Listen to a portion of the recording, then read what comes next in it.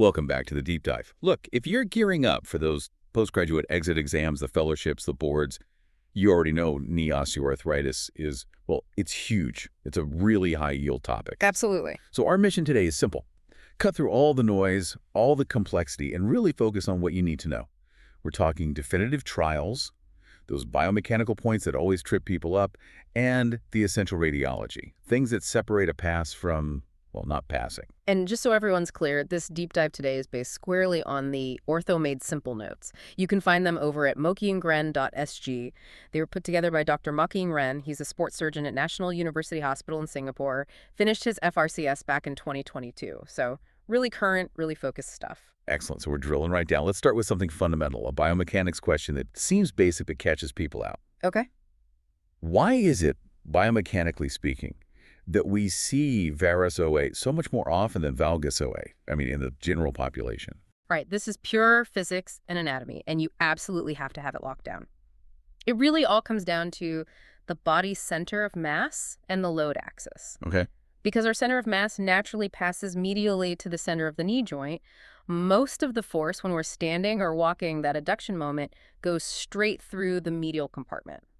So it's just getting hammered constantly. It's just getting hammered, exactly. It bears the brunt of the load cycle after cycle. So over time, that compartment simply wears down faster due to that chronic, relatively excessive loading, and that leads directly to the varus deformity we see so commonly. Makes sense. Medial compartment overload is the default. Yeah, so varus is the standard picture. Okay, once you've got the mechanism, you need to classify the damage.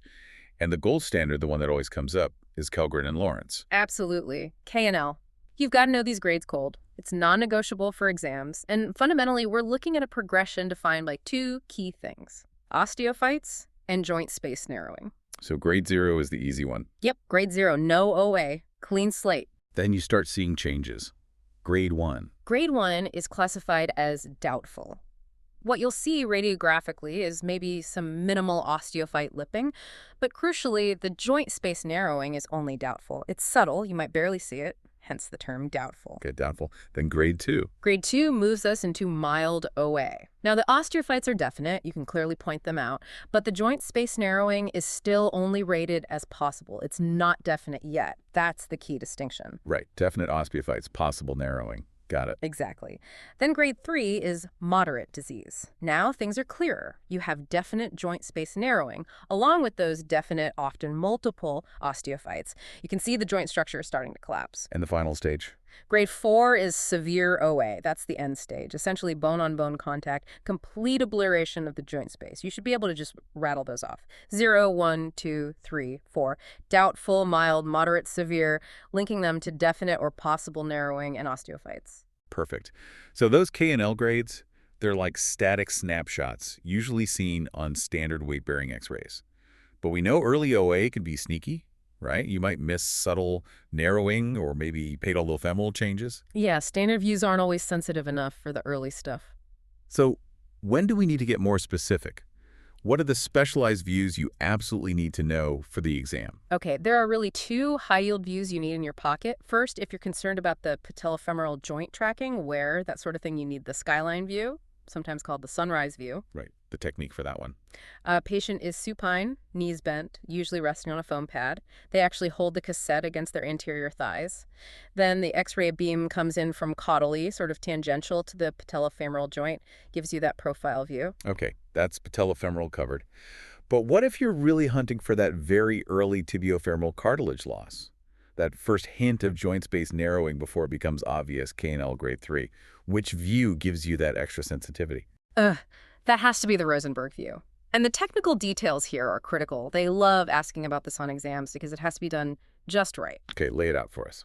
To maximize sensitivity, first it must be a PA view, postero-anterior, not AP. PA, okay, critical point. Critical. Second, the patient is standing, weight-bearing, but with their knees bent to exactly 45 degrees. 45 degrees, why that specific angle? Well, bending to 45 degrees does a couple of things. It tends to bring the narrowest part of the joint space into the profile view, kind of maximally stressing that cartilage boundary, and it also helps minimize the overlap from the tibial spines, letting you see the joint space more clearly. Makes sense. So PA, 45 degrees flexion, Anything else? Yes, the third piece. The X-ray beam itself isn't perpendicular. It's angled 10 degrees downwards towards the caudal direction. 10 degrees caudal tilt. Exactly. You have to remember that triad. PA, 45 degrees flexion, 10 degrees caudal angulation. Get that right. And the Rosenberg view provides significantly greater sensitivity than your standard AP weight-bearing X-ray for picking up that early joint space narrowing. It helps you catch those grade 1s and 2s. It's brilliant. PA 45 flexion, 10 caudal. Got it. That kind of detail is exactly what they're looking for.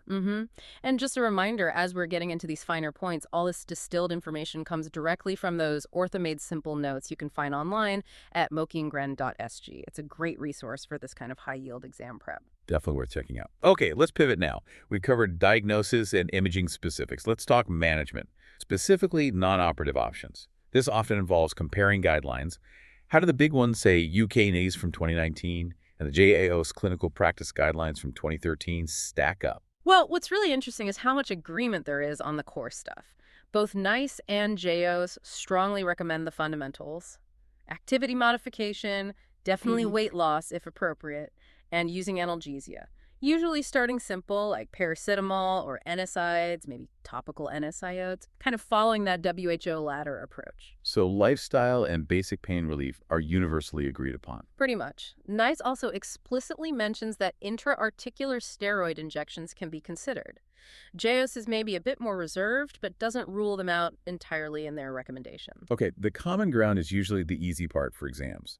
The trap is often the do not offer list. Right. What treatments, even if patients ask for them, are actively discouraged by these major guidelines? Right. This is key. The things consistently not recommended by both NICE and JAOS are, well, the usual suspects, glucosamine and chondroitin supplements. Okay, no glucosamine. Intra-articular hyaluronic acid, or HA injections, and acupuncture.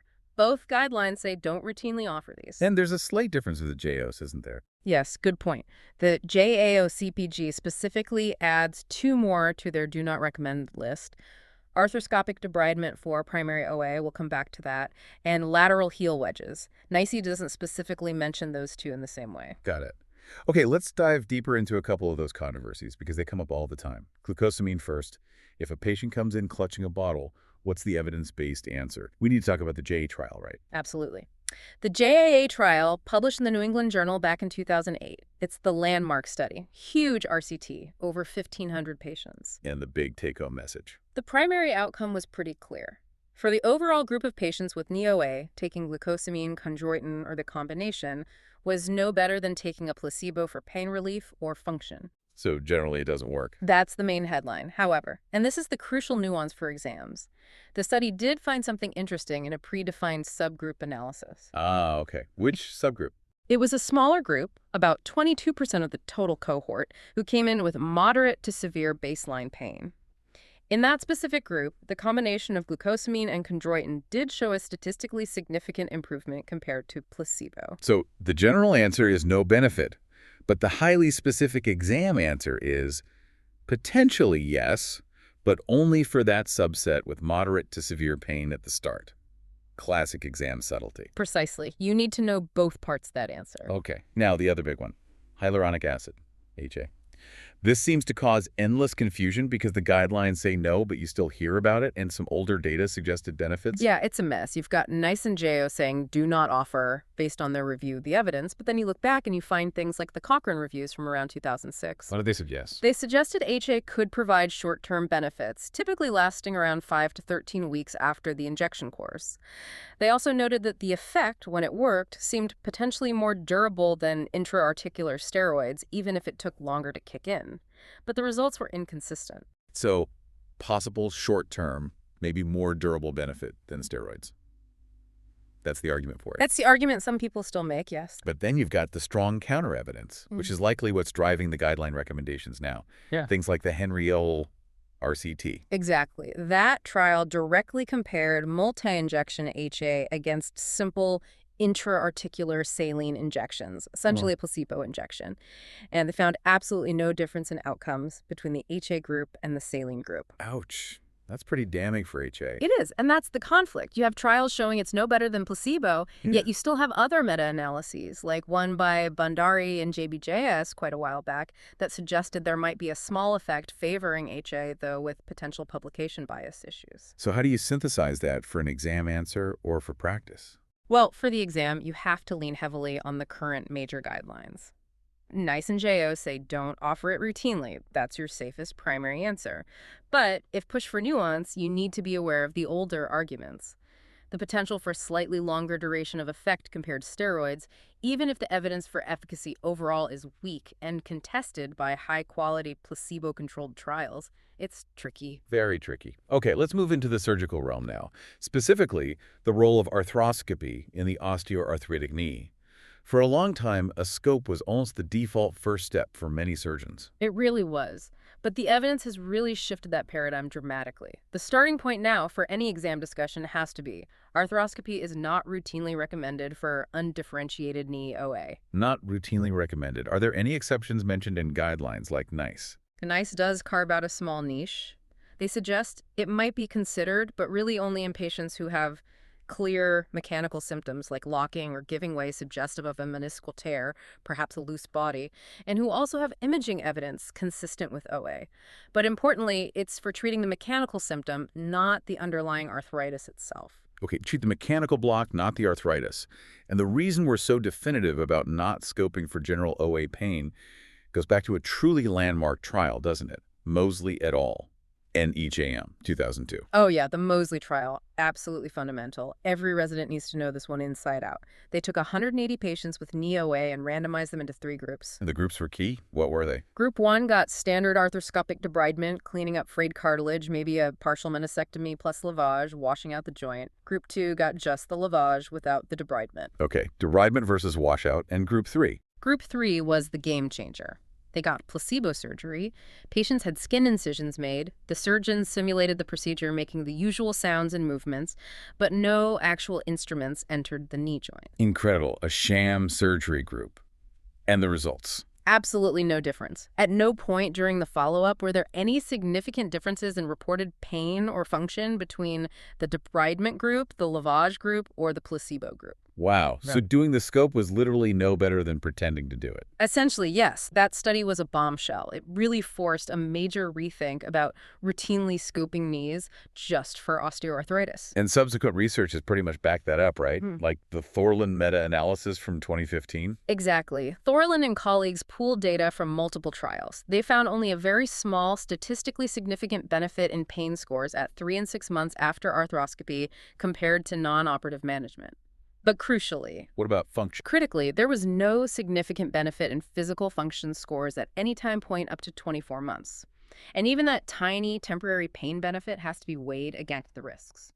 What risks did they highlight? They pointed out the risk of venous thromboembolism, DVT specifically, occurring in about 4 out of every 1,000 patients undergoing the procedure. So minimal transient pain benefit, no functional benefit, plus a small but real risk of DVT.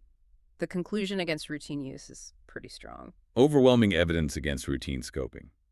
But, like with the glucosamine, there's always that one nuanced counterpoint you need to know for the exams, right? The situation where maybe, just maybe, it could be justifiable. We need to talk about Aaron et al., JBJS, 2006. Yes, the Aaron paper. This is the crucial detail if you're trying to argue for arthroscopy in a very specific scenario. Yeah. Aaron and colleagues looked at outcomes after arthroscopic debridement based on the severity of the arthritis. And what did they find? They found a stark difference.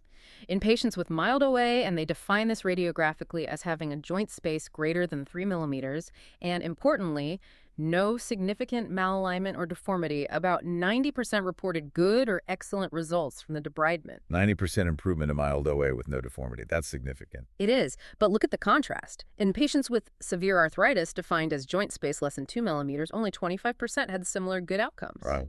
90% must that's 25%. That's a huge difference based on pre-op severity. Exactly. So the message from Aaron is, while Mosley rightly showed arthroscopy is generally ineffective for OA, there might be this very narrow subset patients with genuinely mild radiographic OA, preserved joint space, no deformity, but with mechanical symptoms like catching or locking where debridement could potentially offer substantial benefit. So the take-home is, Mosley says no for general OA.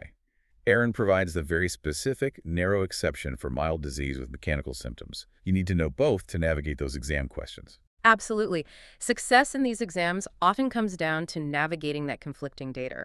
You have to know the big definitive trials, Cold Mosley on arthroscopy, GAIT on glucosamine.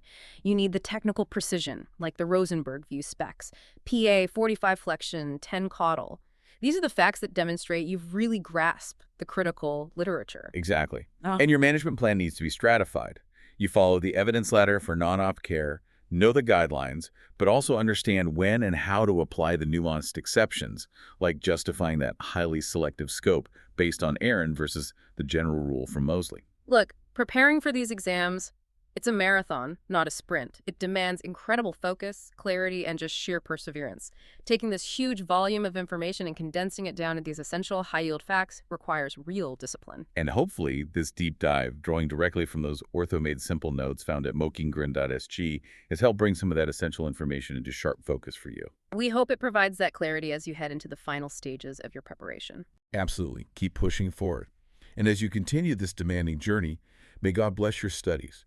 May He grant you peace, clarity of thought, and the strength you need as you pursue excellence in this incredible calling. Persevere, stay focused, and use this knowledge wisely.